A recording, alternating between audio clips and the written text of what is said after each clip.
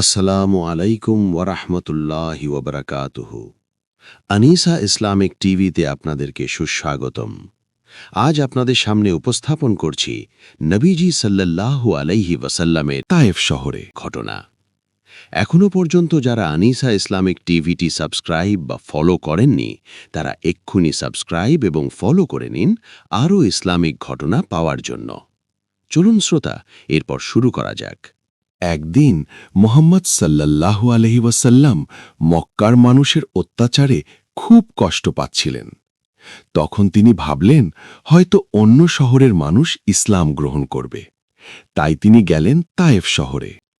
তিনি সেখানে গিয়ে মানুষকে বললেন, আমি তোমাদের কাছে আল্লাহর বার্তা নিয়ে এসেছি, তোমরা এক আল্লাহর ইবাদত করো।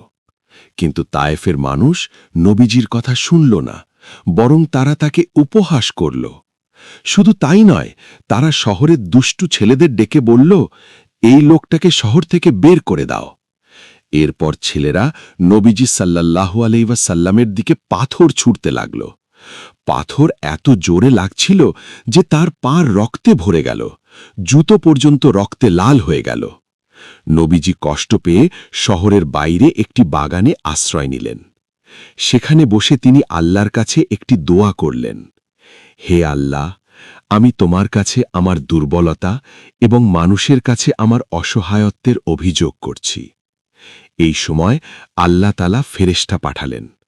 একজন ফেরেশতা এসে বললেন, হে আল্লাহর রাসূল, আপনি যদি বলেন তাহলে আমি এই দুই পাহাড় চাপা দিয়ে তায়েফের মানুষকে ধ্বংস করে দেব। কিন্তু নবীজি সাল্লাল্লাহু আলাইহি ওয়াসাল্লাম কি বললেন জানেন?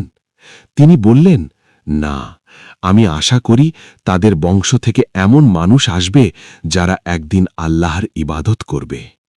এটাই ছিল নবীজির অসাধারণ দয়া ও ক্ষমা। যারা তাকে পাথর মেরেছিল, তাদের জন্যও তিনি ধ্বংস চাননি।